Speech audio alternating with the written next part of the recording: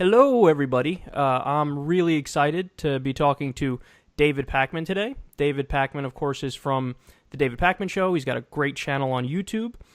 He's also a nationally syndicated radio host as well. And I believe, are you still on Free Speech TV as well, David? We are indeed, yeah. 11 p.m. Eastern, Monday through Friday. So he's everywhere. He's been doing this for a while. Very successful YouTuber and host. So David and I are talking today because we both stumbled across an article that this really caught my eye, and if I'm being completely honest with people, it got me pretty angry because basically this Vice article was essentially a snub of progressive, liberal YouTube hosts and new media hosts. So I'll just give everybody the title, David, and then we'll start talking about this, but the title of the article was "Why the Right Dominates YouTube." There's a lot to discuss in just that. So what are your initial thoughts? I was interested in the article just because anytime that I see a headline, I assume like, oh, this is going to be interesting. There's going to be data. There will be facts. There will be comparisons of channels. And I was curious, oh, well, how do you define what is the right on YouTube and what's the left? Right. None of that stuff was in the article. And the article basically has a screenshot of Paul Joseph Watson, who I'm sure a lot of our viewers know is associated with Alex Jones and InfoWars. And it mentions PewDiePie at one point. I have no idea how PewDiePie fits into an analysis of whether the left or right dominates YouTube. Yeah. But it didn't really say anything with facts, and that's what first caught my eye. Yeah. So on title alone, I was furious, but then when I read the article, I was even more furious because, like you say, by the time they get to PewDiePie in the article, I'm like, okay, what is going on here? Because what the author was trying to do, and by the way, the author's name is Tom Wyman, but he was like trying to lump PewDiePie into the right-wing box because of the recent Wall Street Journal piece on PewDiePie, which was, he had made some controversial jokes, but as a result of that, they're like, people are just defining him as a political YouTuber and somebody who's like forthright about that stuff, when, as far as I know, I don't watch PewDiePie at all, really, but people in my audience might know. I think he's just like a gamer, right? And every now and then he might make a comment here and there, but his politics are fairly indecipherable. I don't know if anybody could really say for sure he's a right-winger, but in the article, they just kind of lump him into that category, which shows you we're dealing with somebody who basically is just kind of giving their opinion, and they don't know whether they're coming or going. Yeah, it sort of seems like the author feels that the right is dominating on YouTube, but beyond that, I don't know. And I agree. My familiarity with PewDiePie is limited to probably 3 to 5 articles I've read about him, and one video I looked at. Whatever the guy's politics are, it's clear it's not a political channel, and I think Right. that's why it doesn't really fit into this article at all. Yeah, so I want to give one of the quotes here from the article. It says, quote, "On YouTube, left-wing voices are seemingly non-existent." Right, seemingly to who? Yeah, and it's like, when I read that, I could feel the slap across my face. I could feel the slap across your face. I could feel the slap across TYT's face. So yeah, and actually, you know what? I actually have some numbers here that I want to share with you because this really gets into the crux of it, which is the article that could have been written or perhaps should have been written if somebody were to talk about this in a serious way. Let's do some comparisons. TYT. Now, love them, hate them, whatever. There's a lot of people with various opinions in our audiences about that. But they have 3.4 billion views on their main channel alone. The closest, competitor to them, and they would probably take issue with even having this person in the same category, but you could say, a right-wing version is Alex Jones. And Alex Jones, it's like he's a weird mix of right-wing beliefs. He says he's libertarian, but to me, when I watch him, all I see is just mostly conspiracy stuff. But he has 1.2 billion views, so he's significantly behind TYT. My channel has 303 million views. Paul Joseph Watkins, Prison Planet, he has 182 million views. Watson. We want to When I say Watkins, did I say Watkins? Yeah. Okay. So I don't want the trolls raining down on you. No matter what, they're going to come after us for this, but it's okay. We're used to it. Thick skin. and you have 221 million views. You're crushing Steven Crowder, who has 138 million. You're crushing Stefan Molyneux, who has 157 million. So I don't, almost by any metric, if you're going by the most objective metric, which I would argue is total views, not only are we not non-existent, we're winning. Yeah, and there's a couple other things here. And the thing is, this is an article that lacks data, and we're now talking about data, so it's sort of going to start to get a little bit into the logistics of how YouTube works and stuff that may be of interest or may not. But there's a couple different ways you could sort of evaluate what's being said here. And I don't know if you get messages like this from people on social media, but I'll get messages from people who say, dude, even though you're trying hard, X YouTuber is crushing you. And sometimes I'll ignore it. And sometimes out of curiosity, I'll pull up, not that this is the best tool, but there's a tool called Social Blade that you can look at. And it'll sort of give you current subscriber and view data, as well as projections based on recent numbers and blah, blah, blah. Yeah. And you'll see these big subscriber numbers, 600,000, 700,000, but you don't really get traffic from subscribers unless the subscribers are watching your videos. You also don't make any money from subscribers unless people are actually watching your videos. And like you pointed out, if you look at, and this is not a penis size contest, right? It's just sort of saying, I say it is for me, but not for you. Oh, well, okay, fair enough. For you it is. That may be fine. But the point is, when you look at the views that these channels get, very often I'll see that these are relatively small channels, and it's not about arguing with people on social media, but it's about, let's establish what we mean when we say that there is an audience or there is not an audience. There are many ways that you can get people to click the subscribe button on YouTube, but that's not an audience. Yeah, and even granting all those people those points, the main thesis of the article is still factually incorrect. So if somebody were to say, you know what, I don't care that you think, Kyle, that overall views is the best way to measure it. I think that subscribers is the best way to measure it. Okay, well then if you go by that metric, sure, Steven Crowder has me, Steven Crowder has you, Prison Planet has us, and that's a different metric you could use where you say, you know what, they're beating you. But remember, the point of the title of the article is why the right dominates YouTube. I can tell you one thing for sure, we ain't getting dominated. And second of all, again, a quote from the article, on YouTube, left-wing voices are seemingly non-existent. That's just totally not true. And also, let's remember, again, the Young Turks, regardless of what people think of them, they're by far and away number one in left media, right media, all political media, especially when you talk about YouTube.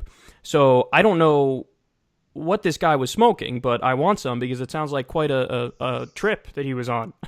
There's also a fundamental difficulty with even doing something like this, because at what point does a YouTube channel that's associated with a broader brand no longer count as a YouTuber, and now they're part of corporate media? That's a good point. I don't know where the line is. Right. At what point are you under the umbrella of being left or right? If you're an authoritarian leftist versus a libertarian leftist or a libertarian rightist, which umbrella are you under? I don't even know that I understand how we would be able to agree on the terms required to make this data-driven. Yeah, and he said something in the article about why he thinks the right is, in his mind, crushing on YouTube. And he basically says, like, well, they're inherently authoritarian, and so one person talking is like, they're driven to that, and they like that. And it's like, well, okay, again, hold on. That doesn't really make much sense, because, like I said, by some measures, we're actually winning. So is your thesis now that the left is more inherently authoritarian? Like, it doesn't seem like there's any real standard that he's using. It really is just all in his mind. And furthermore, yeah, like you made a good point there about the authoritarian left. And I would argue that to the extent that the right is doing well on YouTube, or people who can be viewed as the right but maybe aren't necessarily right, it would be because there's a lot of coverage now and focus on the authoritarian left, or social justice warriors as they're called. and that generates a lot of views and a lot of clicks. I mean, you cover social justice warriors, I cover social justice warriors. It's not like, we shy away when there's somebody on the left who's shutting down a speaker on a college campus. I pretty routinely, in fact, I would argue maybe 100% of the time, have sided with the speaker, even if I think the speaker is odious. So I think that, again, there's a category problem, like you alluded to, where in the mind of the person who wrote this article, they might lump in The Amazing Atheist as somebody who's a right-winger on YouTube. You know what I mean? Yeah. And by the way, what you just mentioned made me think of this Tommy Lauren story. Lauren, I never know how to say her name, as far as shutting down and encouraging speech, maybe a topic for another moment. But the moment, and by the way, I don't know the author of this article, and I'm going to assume that he's just an awesome guy and very genuinely nice person and had all the best intentions, just to get that on the record, whether or not the article suggests that I'm right in saying that. The moment in the article where I thought it could have gone in an interesting direction was the moment you just talked about, which is starting to think about why certain platforms or venues lend themselves to better replication of either left or right wing ideas. It could have gotten pretty interesting at that point. And I've talked about this a lot. What is it about commercial talk radio with a 37-minute hour and 23 minutes of commercials that lends itself to the right wing idea on taxes versus the left wing idea on taxes? And it's pretty clear.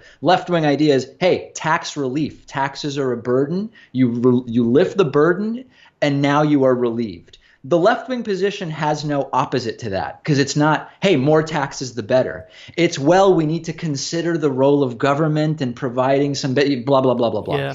So there's a really good conversation to be had there about how the new forms of media, like YouTube and Twitter, for example, lend themselves better to left or right-wing ideas. Article didn't go there, though. Yeah, and that's a very difficult thing to do, to parse through all the data on those different mediums. So, like, when it comes to Twitter, I probably would have said 2 or 3 years ago, like, oh yeah, the left dominates Twitter, as this guy argues in his piece, like, oh, the left is dominating Twitter. Today, I wouldn't necessarily say that, and I haven't seen any hard data on that. So I'd actually be hesitant to even say that the left dominates Twitter. The default, my kind of default based on no data, but just a gut feeling when I look at Twitter now is like, it seems about 50-50 to me. And to the extent that maybe the left does dominate it, I would argue maybe that has more to do with demographic reasons, that younger people tend to use Twitter, and, statistically younger people tend to lean more left. But yeah, you make an interesting point about talk radio there too, that it was dominated, especially like in the 1990s when it was Rush Limbaugh and all that, it was dominated by right-wing talkers. And I'm curious how much of that is, first of all, just the fact that it was apparently conservatives who were just more likely to listen to AM radio, but also I wonder how much, and maybe Mike Malloy would have something to say about this, Tom Hartman would have something to say about this, I wonder how much corporations kind of silenced on purpose left-wing voices. It's not so much. So it's interesting you're mentioning this. I've got a new project that I'm going to be talking about soon, and I've been reading more academic writing about this issue. And there's this book, Waves of Rancor, which is an academic look at media ownership, right-wing media, hate groups, etc. There's a systemic bias, an ownership bias that exists. If you think about the 90s, and especially mid to late 90s, which could be argued to be sort of like the golden era of right-wing talk radio and significant growth of talk radio. If you think about what it costs to run a traditional radio station, which you and I don't really have to think about because media has changed so much. If you think about it, the amount of money that's required to run it, the sort of regulatory issues that you may have to deal with if you own a radio station, depending on who's at the FCC, by its very nature, it's going to lend itself to right-wing ownership. And you might have right-wing ownership that says, as a product, I want a liberal message, right, editorially. But by and large, if you look at the situation that lends itself to the ownership structure, you understand perfectly why talk radio has been dominated by the right for so long. Yeah, so now we're touching on corporate media in general, and in a way that's similar to Noam Chomsky's manufacturing consent idea, which was you get a picture painted of the world that is basically right in alignment with the picture the powerful want you to see, because the powerful people with money own the airwaves and make up these big corporations, and they're only going to hire people who are going to paint that picture of the world for you. Now, it's not like nefarious where, there's censorship and I'll beat you over the head with this if you disagree with it, but there's a reason why it's like a system of filters where at the end of the day on a CNN, for example, you're going to have somebody like Don Lemon, you're going to have somebody like Wolf Blitzer who doesn't rock the boat very much, doesn't question the underlying things in our society which make it function as it functions, so they're more willing to just kind of give the vacuous, this is what the Democrats say, this is what the Republicans say, I'll let you guys decide, I'm not going to rock the boat too much. And Chomsky at least argues you actually get a picture of the world that's painted that's even more what the powerful want you to see than even in some cases when there's actual state-run media, So, and obviously that's not the case with every state, because states vary and states are different. It's not like, U.S. media is as subservient to power as, say, North Korea, but at the same time, there is a point to be made there that maybe something like the BBC, for example, might have more independence and give you more varying viewpoints than a CNN would, and CNN's picture that they paint of the world is much more in alignment with what the U.S. government wants you to see than even BBC's is with the British government. And this sort of relates also to the categorization problem we talked about earlier with the article that is the original catalyst for this conversation, which is if you look on YouTube under news and politics, some of the best performing channels would be the YouTube channel, the YouTube arm of establishment corporate media.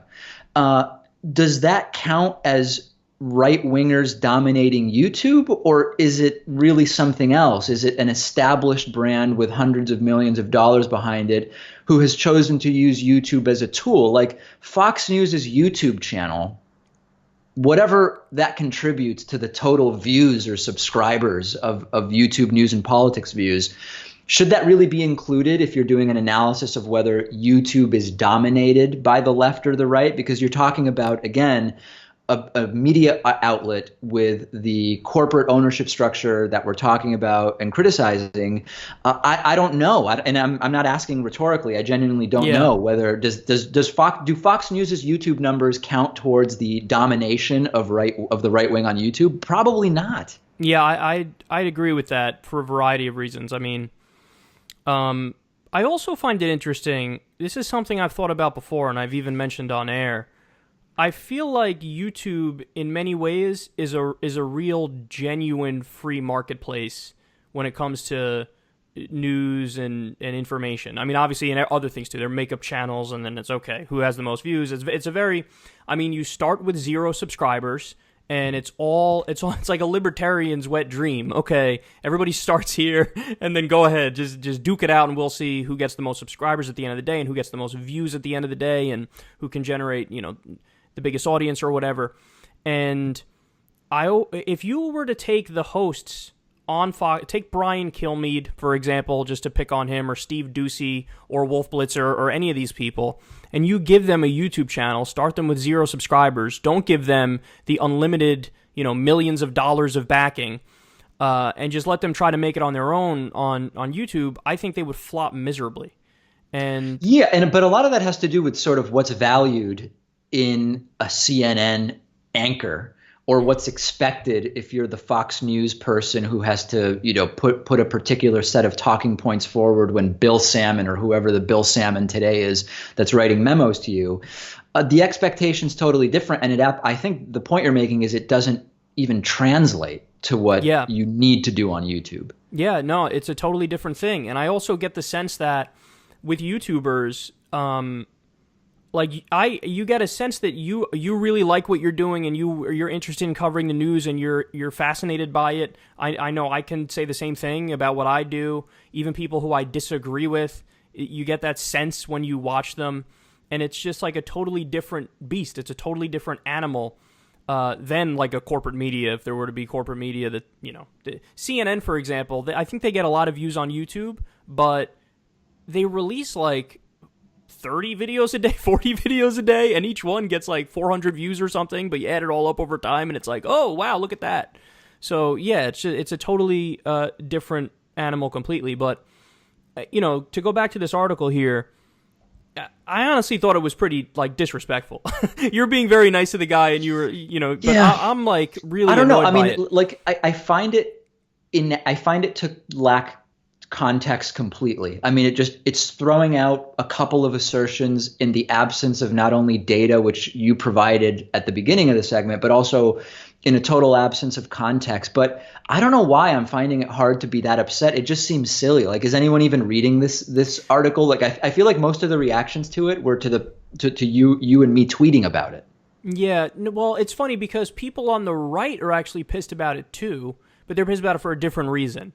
They're pissed about it because they view it just like the PewDiePie thing. They viewed it as like, well, here we go again, like establishment media trying to take down these crusaders on the right who are just more popular and trying to drag them down by saying the only reason they're doing well and they're dominating YouTube is because, right-wing audiences are inherently authoritarian and there's these angry white males in front of cameras that are ranting. And so the right is mad at it for a different reason. I'm simply mad at it on factual grounds, and I feel like it's part of this bigger thing where it seems to me at least that there's a real snubbing of genuine progressives and liberals. Like I was just reading, this is totally unrelated, but it kind of links in here. I was just reading earlier, and I'll be covering this on my show tomorrow. There's this new meeting of like top Democratic Party donors. It's not the new like left-wing version of CPAC that they recently launched. It's like another thing where all the donors are getting together. I think it might be called Democracy Alliance or something like that. And it's like, oh, the Democrats are getting together to try to figure out how to combat Trump. And there are all these articles written about it. And like as I'm looking at that, I'm thinking, yeah, but hold on now. Like as you know, we launched this thing, Justice Democrats. Not you, but I was involved in the co-founding this thing, and like the amount of coverage that got, and definitely the amount of positive coverage, nearly non-existent positive coverage that got, when that actually has like grassroots support and there are numbers behind it. It's like it was just totally snubbed and ignored versus a bunch of billionaires get together who are big money Democratic donors. In fact, they literally say in the article, George Soros is going to be attending this thing. Like, okay, so they name a bunch of billionaires who are getting together we're going to figure out how to fight Trump. They get more coverage than literally hundreds of thousands of people who are organizing to fight back against it. And I feel like that this is part of the same kind of thing here where it's like, well, we're not going to count the liberal YouTubers, the progressive YouTubers. We're not going to count the left YouTubers in the same way that we're not going to count the real left-wingers who are organizing to try to beat back against Trump. It's only legitimate when, it's a bigger, whatever, it's CNN, it's MSNBC, it's Center for American Progress, like only they count. Like you don't count. Like if you're liberal and you're progressive and you're grassroots, we're just going to dismiss you out of hand. I don't know how much experience you've had with the sort of I'm trying to think of how to even say it. The media conference circuit. Let me just put it really vaguely, just to try to not identify any specific people or conferences. But I've had many frustrating conversations with organizers of different types of conferences that want to be seen as sort of like the media people doing the innovation and the really great stuff we're having at our conference to speak. Fantastic. Great concept, right? We should be doing that. David, we were wondering if maybe you'd be interested in being on a panel. Now, it's going to be like the 7 a.m. thing on the last day of the conference, which obviously nobody goes to. But you could be like there's currently a moderator and 5 other people on the panel, and maybe you could be the 6th person on the panel to talk about use of online video for getting out alternatives to corporate media narratives. Perfect. Wow, that sounds great. Who's leading the panel? Who else is on the panel? It's this great person who's had huge success in online video. They give me the name. I Google the person. They've got a YouTube channel with 500 subscribers. Okay. And it's not that I'm upset that I'm being snubbed in some way, right? I'll go to a conference if it makes sense. If it doesn't, I won't go. As you probably have figured out, we often get the most mileage from just staying in our studios and doing the show as opposed to being all over the place. 100%. But I say, why aren't we bringing in the people with the demonstrable track record in doing stuff as opposed to somebody that's probably in the same way that you're suggesting, who's known, somebody who's friends with the conference organizer or whatever? Yeah. Yeah, and I feel like that's certainly part of it. But another part of it might be, and it might be the case for this writer too, I don't know, but it might be the case, it might just be sheer ignorance, man.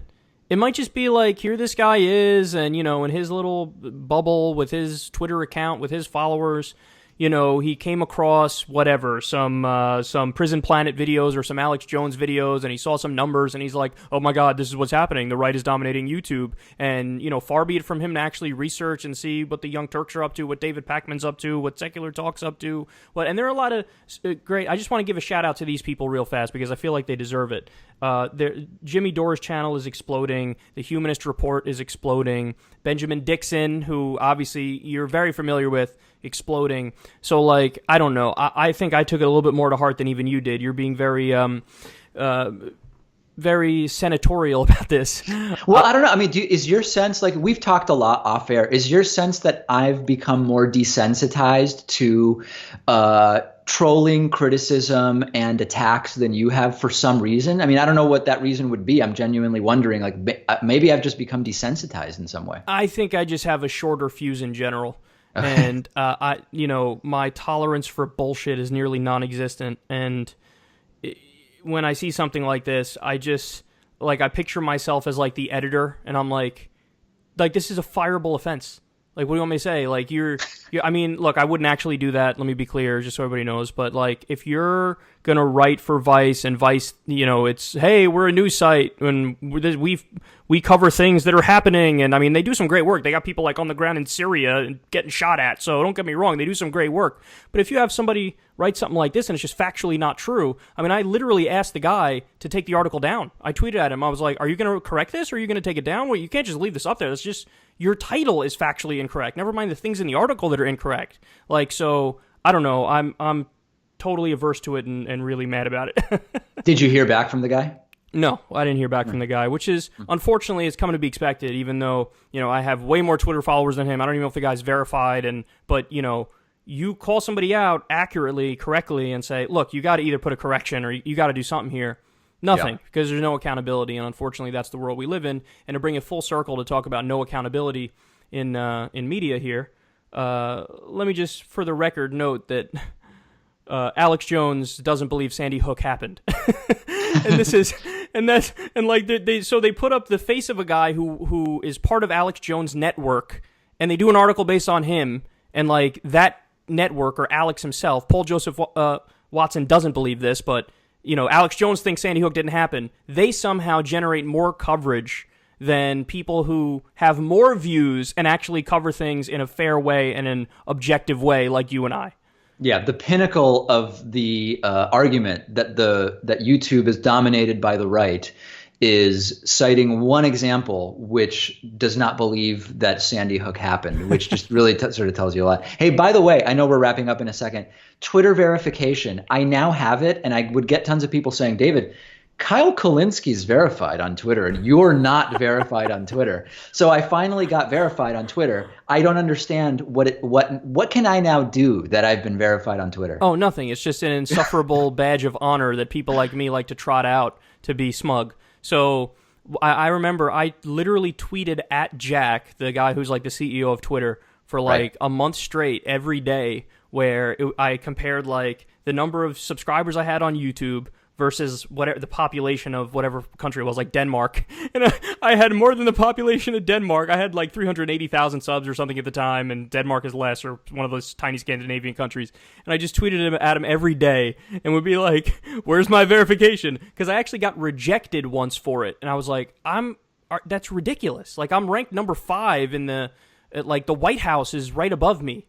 It was during the election, like number of views for political media or something like that. So I was mad about it, and I pestered him, and then eventually I got verified. So I think my audience, I did a segment on it. Do you how strongly do you feel that it was those tweets that did it. Not at all, really, because I think I told my audience to like bombard them, and that might have done it. I did a segment where I was like, just tweet Jack and say, "What are you doing?"